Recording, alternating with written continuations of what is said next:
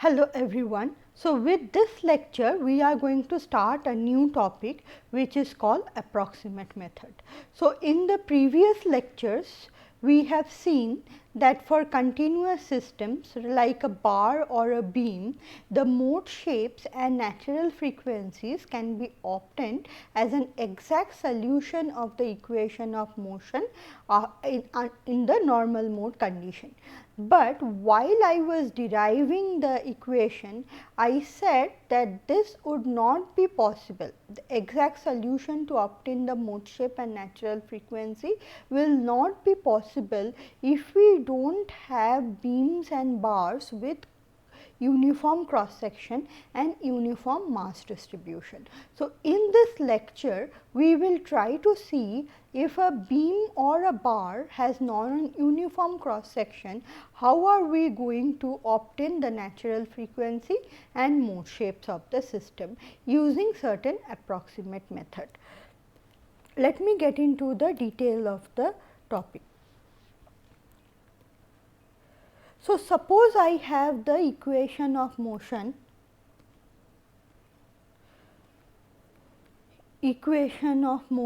of an Euler-Bernoulli beam.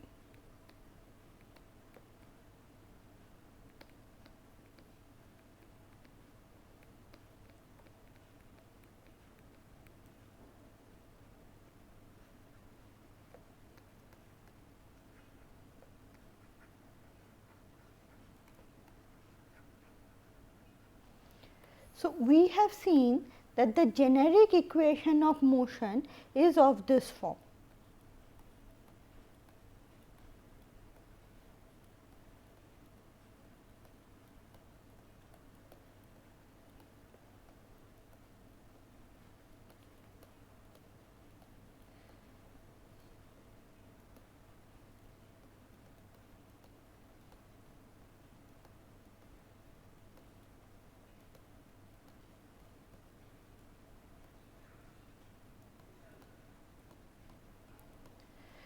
So, we have seen that this equation is a generic equation where we do not assume cross section with uniformity.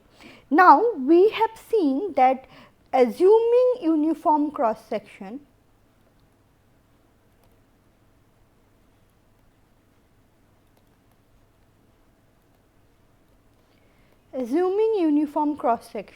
this equation of motion becomes much more simple and we have the equation of motion as del 4 y del x 4 plus m del 2 y by del t square. So, as one can see that this equation is a very simple form of the equation, and this using modal analysis I can write y x t under normal mode as phi x into t t, plug that into the equation. This is under normal mode.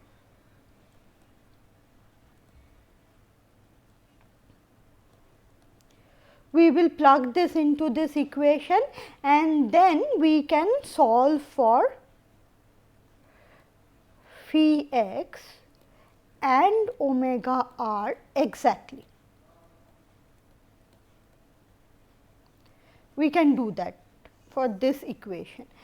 Now, we have learned very well how to do this solution and how to obtain the mode shape and the natural frequency. But you can appreciate that as soon as this criteria of uniform cross section is removed, then it is not so easy to exactly obtain the solution for mode shape phi x and natural frequency omega r. So, in this lecture we will learn how to approximately evaluate the mode shape and natural frequency of beams and bar having non-uniform cross section. Now, you can also appreciate that once the mode shape and natural frequencies are obtained, then irrespective of whether the cross section is uniform or non-uniform, the mode shapes and natural frequencies are enough to perform modal analysis and to obtain the response of a beam and bar. So, in other words, if we can somehow find out the mode shape and natural frequency of a beam or a bar, or to say a continuous system, then we do not have to worry whether the cross section is uniform or non-uniform. Once the mode shape and natural frequencies are obtained, then we can use the orthogonality of mode shape, then we can use the mode shapes and natural frequency to perform the modal analysis and to obtain the response of the structure. So, the prime problem is to find out the mode shape and natural frequency. So, in the next few slides, we will talk about how to find out the mode shape and natural frequency of a non-uniform cross section continuous system. So, the most common and perhaps the oldest method to obtain the natural frequency and mode shape of a continuous system approximately is the Rayleigh method. So, let me talk about the Rayleigh method in detail. So, suppose I have a multi-degree of freedom system. So, under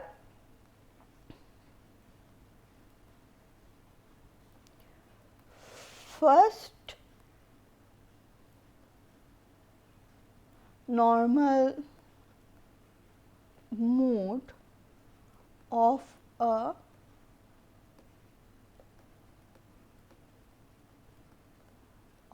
MDOF system, ut or the response can be written as C1 R1 cos omega 1 t minus theta 1, where C1 is the constant, R1 is the mode shape, first mode shape, omega 1 is the first natural frequency. So, this is for an MDOF system.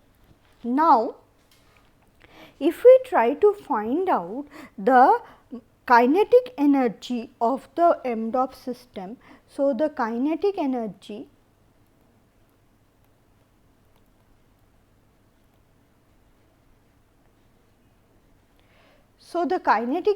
of an MDOF system. So, kinetic energy of a system, as we know very well, is half m u dot square.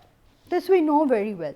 Now, if we take a multi-degree of freedom system where there is n degrees of freedom, therefore, n displacement, the kinetic energy can be written in matrix form as the velocity vector transpose into the mass matrix into the velocity vector.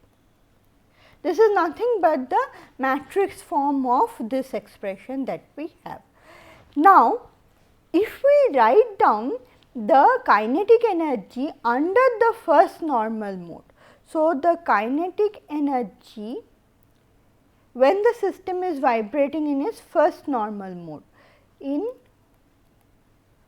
first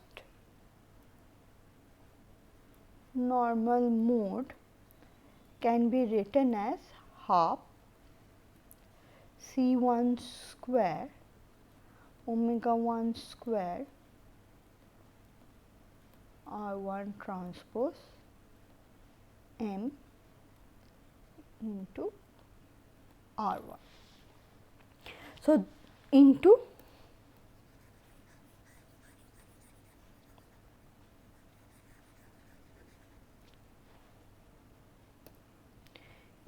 sine square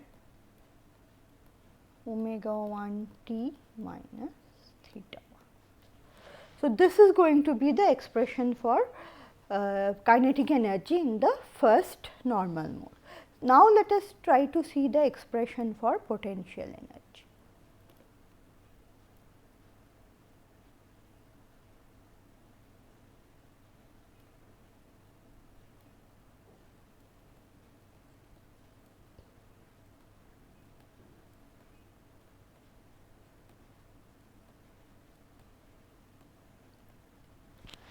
So, this is again, so the kinetic energy of a system, of a spring mass system, can be written as k u square. Okay. So, this is nothing but the matrix form of the kinetic energy written for a multi degree of freedom system when there are n number of degrees of freedom. Now, if I try to write down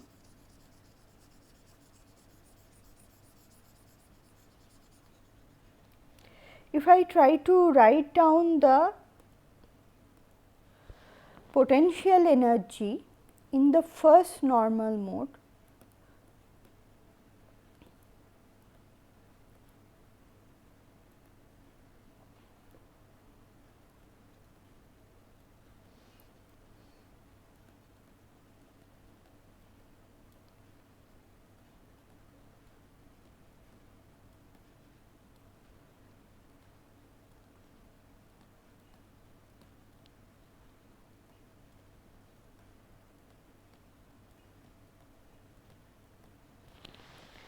so this is what we get. So, what we have done in both the cases, we have plugged this in into this expression as well as plugged this into this equation, and in a very straightforward manner we get the expression for the kinetic energy and potential energy in the first normal mode of vibration.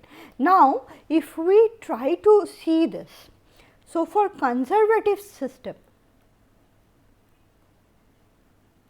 where there, or a system where there is no dissipative force,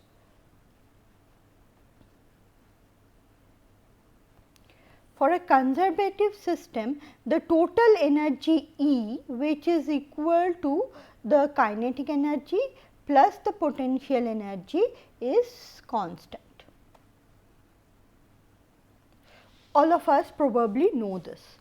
Now, we can see for an oscillatory system, when the kinetic energy is maximum, the potential energy is minimum, and vice versa. That is, when the potential energy is maximum, the kinetic energy is minimum.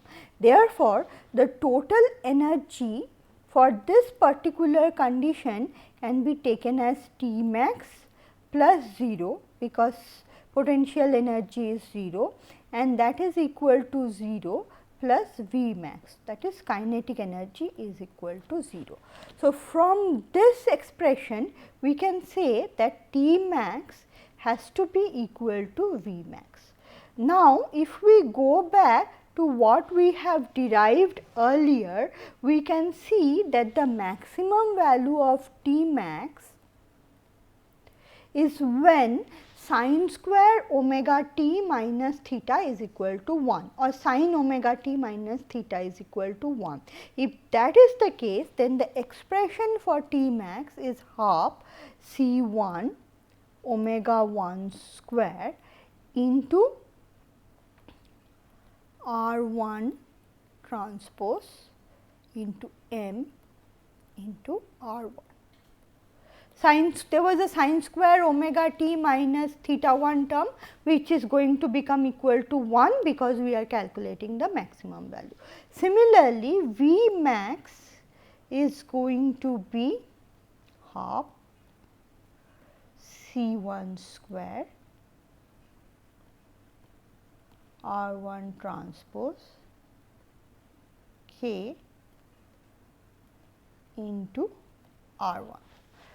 So, now from the previous expression of T max is equal to V max, we can say half C 1 square omega 1 square into R 1 transpose into m into R 1 is equal to half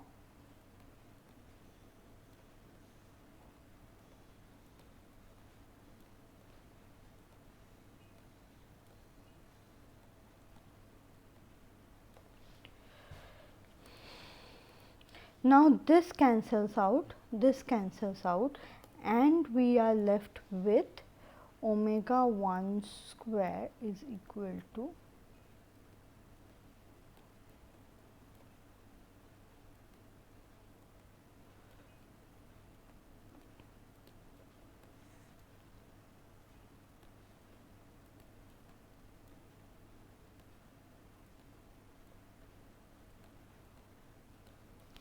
this. We can see that so if we know the mode shape of a system, then the corresponding natural frequency is nothing but the ratio of R 1 transpose K R 1 by R 1 transpose M R 1.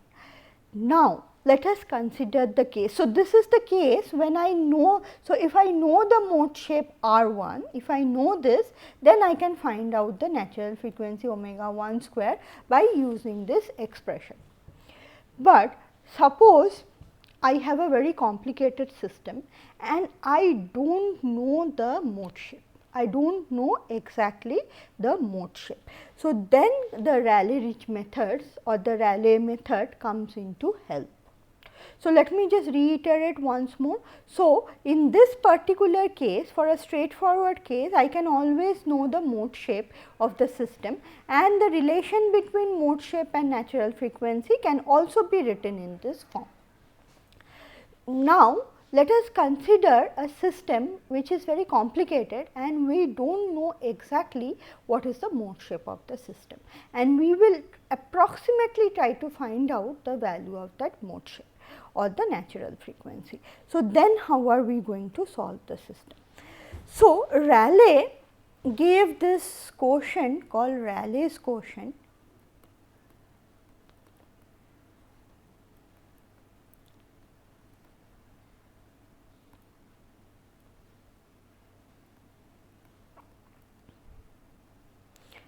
which is R u, which can also be written as omega r square, which is equal to u transpose.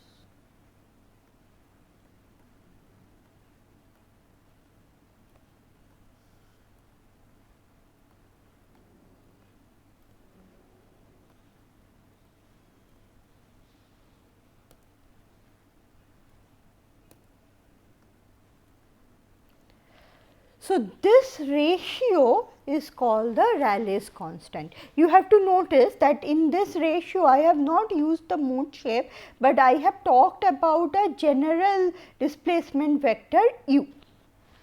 Now, comes the Raleigh's method, which says that if we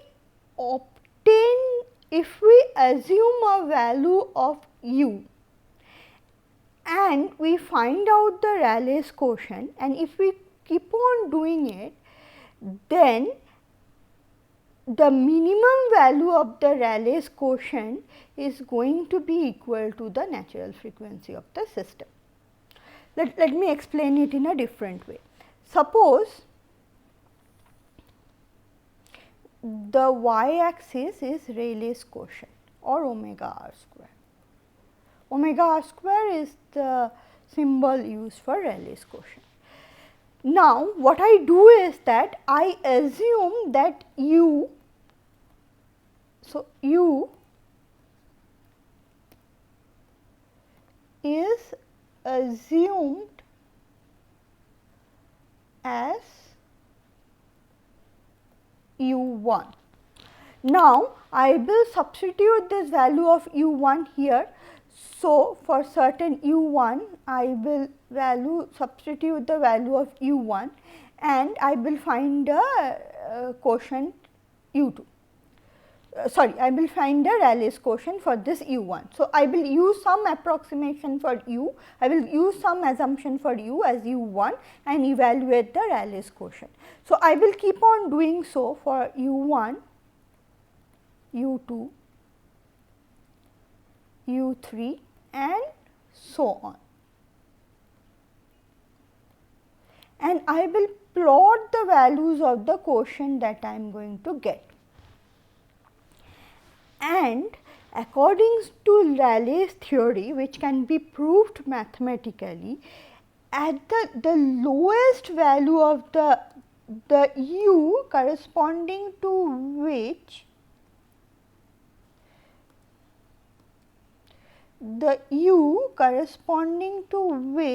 I have the minimum value of Raleigh's quotient corresponds to the first natural frequency of the system, and this corresponds to R1. Okay. So, what we have to do?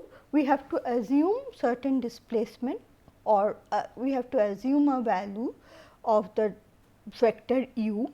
We have to evaluate the Raleigh's quotient for that vector, and we have to do so for several such assumptions. And then we have to plot Raleigh's quotient versus this, and the minimum value of the Raleigh's quotient corresponds to the first natural frequency of the system.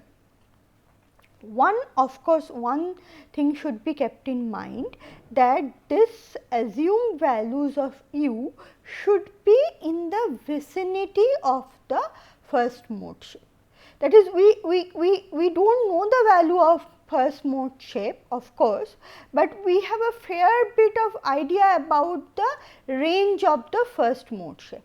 So, we have to assume u near around, I mean as a small variation of the first mode shape, and then in this range the minimum value of the Raleigh's quotient is equal to the first natural frequency of the system. So, this is the famous Raleigh's method to find out the first natural frequency and mode shape of a system, of a multi-degree of freedom system, which is otherwise difficult to solve and obtain the natural frequency and mode shape exactly. So, suppose this was more relevant in the early days. So, where if you had a large matrix, it was not possible to perform to solve this big matrix and obtain exactly the values of natural frequency and mode shape. At those days where there was no computers and easy computations were possible, the Rayleigh method was very beneficial or very useful in finding out the approximate value of the first natural frequency and mode shape of a multi-degree of freedom system. Now, this is a preamble to what we are going to talk about. So, this Raleigh's method, which was derived for a multi-degree of freedom system, was later extended for continuous system. So, in this lecture, we will see how this Raleigh's method was can be modified and can be used to find out the approximate natural frequency and mode shape for continuous system, where the exact values of natural frequency and mode shape cannot be evaluated, and that method is called the Rayleigh method. So, let me quickly talk about the Rayleigh method. So, let us consider the case of axial vibration in a rod. So, let us consider the axial vibration in rod.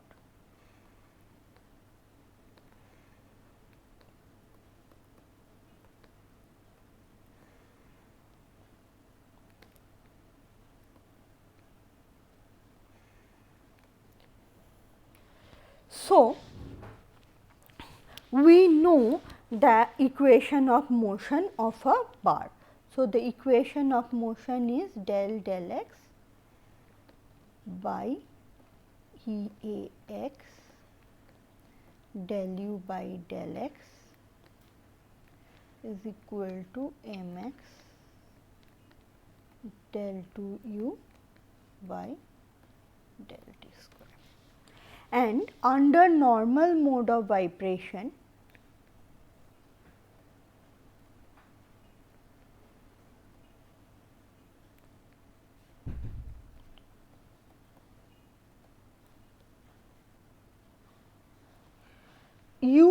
xt, which is the axial displacement, can be written as phi x into dt, where phi x is the mode shape of the system.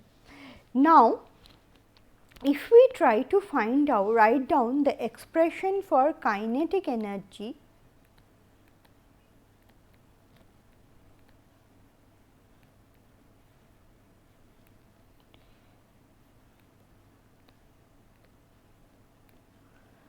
the kinetic energy can be written as half of 0 to L mx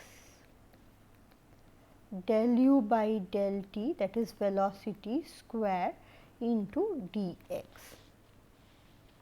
So, this in under normal mode can be written as half 0 to L mx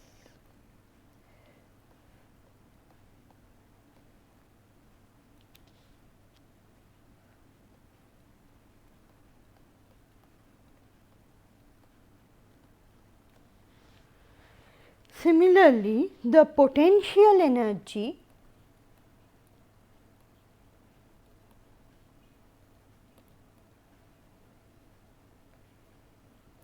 V can be written as half of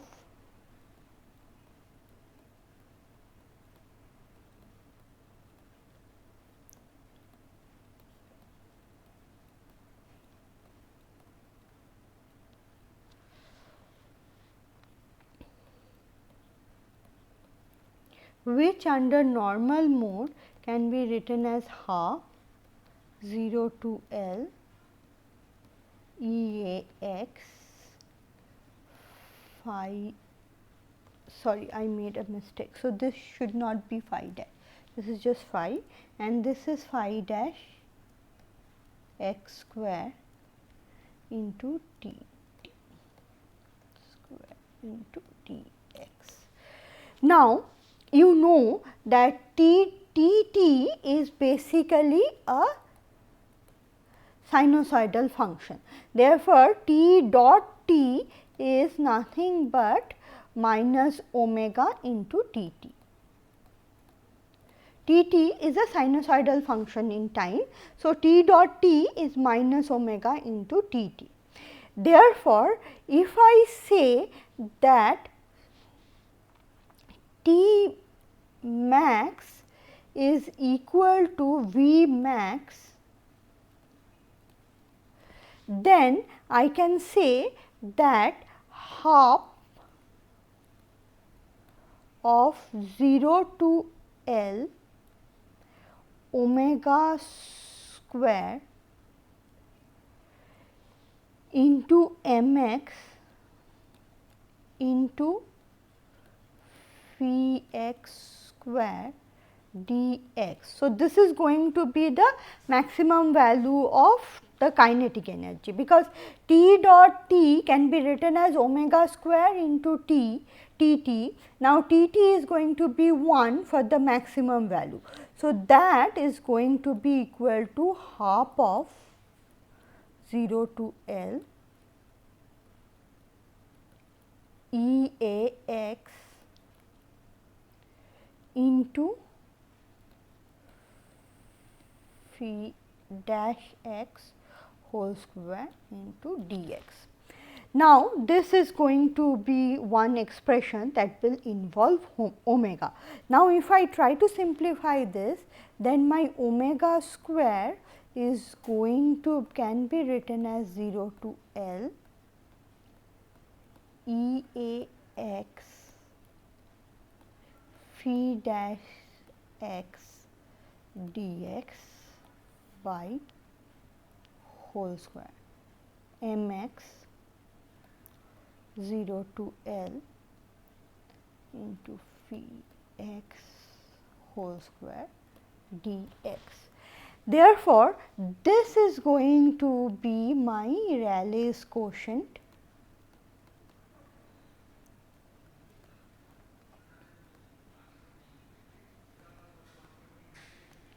which is Ru or omega r square.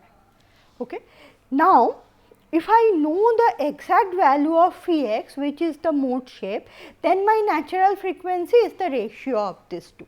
So, suppose I have a continuous system for which, or a bar in this case, for which I do not know the mode shape exactly because of the complicated shape, non-uniform shape of the bar. Now, what I am going to do is that I am going to assume a value of phi x. I will assume certain phi x, and then I will find out the value of the Raleigh's quotient for this value of phi x, and I will find it out for several such values of phi x. I will find it out for phi I x, phi 1 x, phi 2 x, and so on. I will phi 1 x, phi 3 x, so on. And then I will see for what value of phi x will the Raleigh's quotient be minimum, and that value of phi x is the most accurate approximation of the mode shape, and the corresponding Raleigh's quotient is the most accurate approximate value of the natural frequency. So, what I'm just going to repeat. So, I'm going to assume certain values of phi 1 of phi x, which could be phi 1, phi 2, phi 3 x, and for all these values I will find out the Raleigh's quotient, and I will find out for what value of phi x the Raleigh's quotient is minimum. Okay. So, I will get the minimum value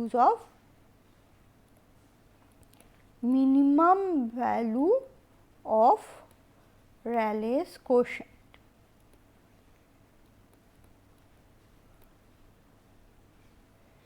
And that minimum value is going to be my natural frequency and the mode shape, the most accurate approximation of natural frequency and mode shape. So, in the next lecture we will see how to implement this, and we will also solve an example problem to obtain the solution of a bar with non-uniform cross section. Thank you.